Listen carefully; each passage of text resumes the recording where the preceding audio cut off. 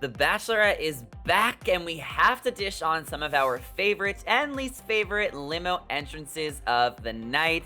But before we do that, make sure you guys are subscribed to our channel, ring the bell so you guys get notified whenever we post, because we'll be talking about The Bachelorette all season long. As always, I'm your host, Zachary Reality, and we got to talk about the limo entrances. This is my favorite moment of the season. I love the first episode. I love seeing what the guys and the girls, whenever it's The Bachelor, come up with in regards to the limo entrances.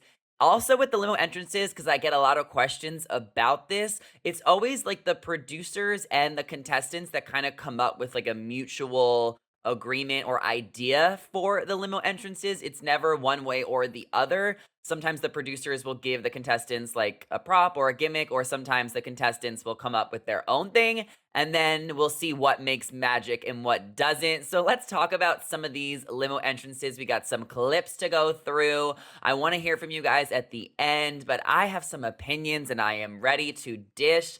So let's start with Clayton. He came out of the limo. We know he's going to be a fan favorite. He may be the next Bachelor. So let's take a look at what he did when he popped out of the limo.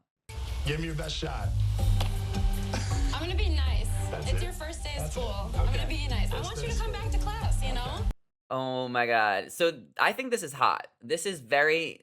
I love what happens after this. The whole like come back to school, the whole student thing, I don't really understand that. Like, why is Michelle like talking to all these guys like she's their teacher? Like, yeah, she's a teacher in real life, but these guys are not her students. So that is the only thing that confuses me. I think the yardstick is clever, it's thoughtful, it's silly and easy. It's not like doing too much. And I love that she spanked him. I thought that was really hot. Just a really hot moment. So I'm gonna give this limo entrance like an 8.5 out of 10, because I'm not going to be too generous around these streets. But let's take a look at our next clip. We had Joe come in, who knew Michelle from previously. It's still kind of unclear how well they knew each other, but let's take a look how he handled it. You look really familiar. Really cannot place you. I haven't met you before. See you I inside. might slid into your DMs. Is your last name Coleman? I mean, it's clear that Michelle knows exactly who he is. She even knows his last name. I don't know why he tried to play it off. Like, you have a first impression. I guess the producers tell you you only have like 45 seconds to talk to her. Maybe he wanted to kind of be mysterious so that she knew to come find him inside, which is what she ended up doing. She had a lot of questions for him once she saw him, but I thought it was a little weird how he was like walking away. Why didn't he just acknowledge who he was right off of the bat? I thought it was a little shady, and then the whole conversation later they had, I thought was just kind of red flags by Joe a little bit, but she kept him. She gave him the rose. Clearly, she's interested in him. I'm just so curious why he never responded to her messages and like why he waited until now to talk to her, because like it's clear that she's into him and that he is into her. Otherwise, he wouldn't have showed up on the show. So I want to give him like a 5 out of 10, because I just thought it was so red flaggy how he just walked away and didn't acknowledge who he was, because Michelle knows who you are, Mr. Coleman. But let's take a look at our next front runner, dare I call him, the one and only Nate with a Y. Michelle seems to have a thing for this guy. It's better Nate than never. And you come up with it all on your own? Oh, 100%. I love it. Yeah, you see how Michelle asked him, did you come up with that on your own? That kind of goes back to my point, as like the producers really give you lines and ideas to talk about when you go in for those limo entrances. So Nate with a Y. He is 6'8". That is so tall. I'm not sure how tall Michelle is, but she seems to be pretty tall as well. I like the whole better Nate than ever. It's obviously corny. It's obviously a dad joke, but it's funny. It's cliche. I think it tells a lot of the guys who don't have to do something over the top and can still make a good impression on Michelle. So let's give Nate with a Y maybe a 9 out of 10. I think that's a fair rating for him, and it's clear that Michelle is super into him. But let's continue on to some of the more silly gimmicks of the night. We have to talk about Brandon, who quite literally rolled in with a bed. Hello. Wow, some dude came in bed, bro.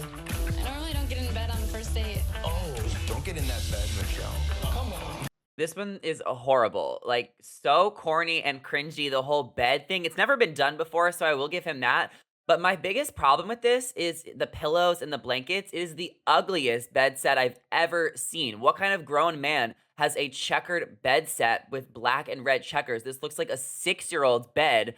It's just horrible all the way around. I hope that's not his actual bed sheets because it's just disgusting in so many ways. It's just weird that he's rolling in like this. Like, Michelle doesn't wanna get in the bed with you, she just met you, so I don't like this at all, like, not even a little. I'm gonna give this like, a 3 out of 10 because I'm trying to be nice just because Brandon J seemed kinda sweet, but I don't like this at all. I'm just not into it. Something else that got a lot of people talking was the whole firefighter saga. We had 2 firefighters walk in, one with a toy truck, one with a big truck. Let's take a look at this clip and discuss how it went for them.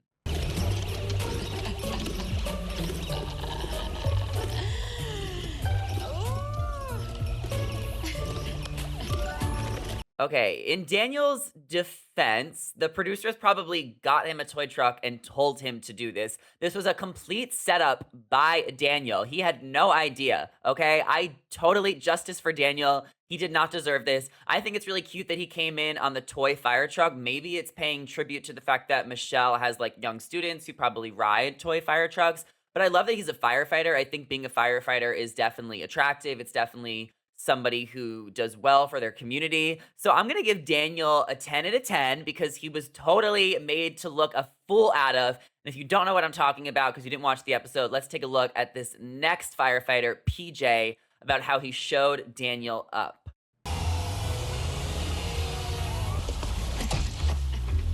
Hello.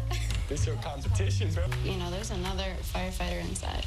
Yeah. I mean, listen, if the whole situation didn't happen before with Daniel in the fire truck, I would have thought PJ killed it. He looked amazing. I mean, obviously PJ did not know Daniel just showed up, but then when I saw his reaction, he seemed a little bit arrogant about it and a little bit like, "Oh, okay, there's another firefighter here." Not really the vibe. So I didn't like PJ's like arrogance. Maybe I'm reading too much into it, but I thought it was really hot that he did show up with like a whole fire truck. That definitely was a vibe. PJ is a vibe. He's tall, dark, and handsome. I'm gonna give him a 6 just because the arrogance after was a little frustrating to watch.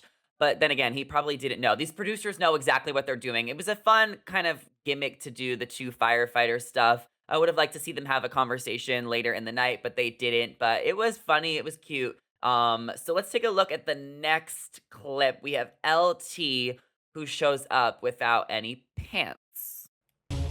Best tux I've seen all night.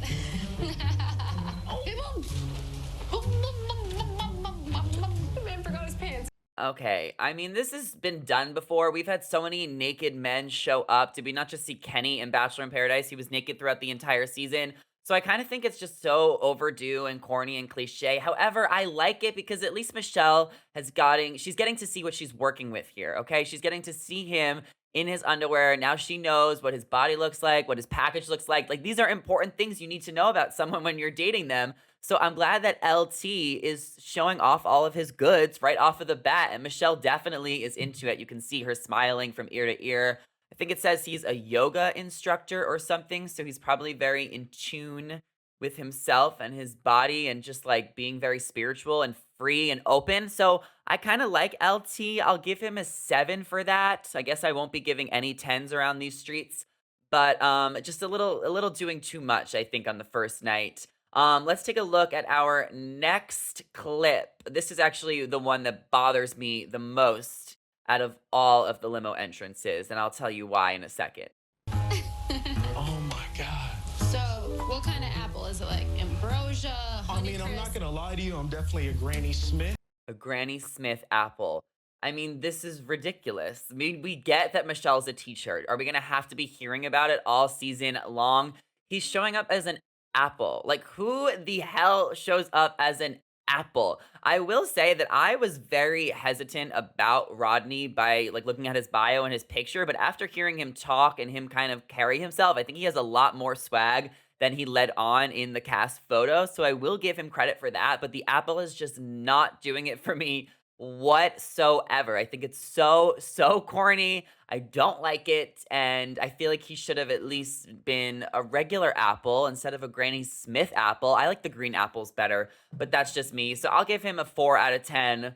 I guess it was kind of thoughtful, and he carried it well, but I just can't with the apple. Our last limo entrance of the night that we have to talk about is Rick, also known as the floating head. Well, let's take a look. Straight out of a horror movie. Okay. Oh god, I'm nervous. I mean, obviously, Michelle had to see this coming. I mean, what else would have been under that platter? This has also been done before in different ways. This one reminds me a lot of James with the box on Katie's season.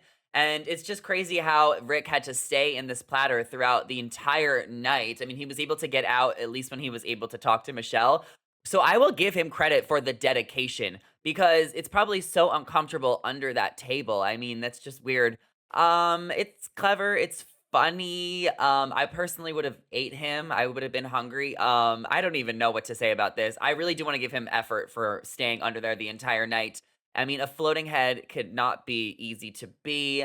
Because you don't know how tall the guy is, you don't know what his body is, you don't know how much muscles he has, and how he like walks and carries himself. So he really did have to make up for extra time later throughout the night. I'm glad that he ended up getting a rose. I think Rick has a good personality, so I'm excited to hear a little bit more about Rick. I'm gonna give this a 10 out of 10 for effort because this man was crouched under a table throughout the entire night. I want to hear from you guys. We need to know what your favorite limo entrance of the night is. Mine is going to Rick at the end for his effort. And comment down below what you guys would do if you went on The Bachelor or Bachelorette. What would your limo entrance be?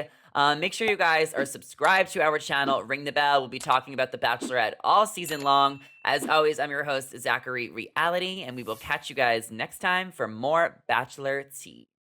See you later.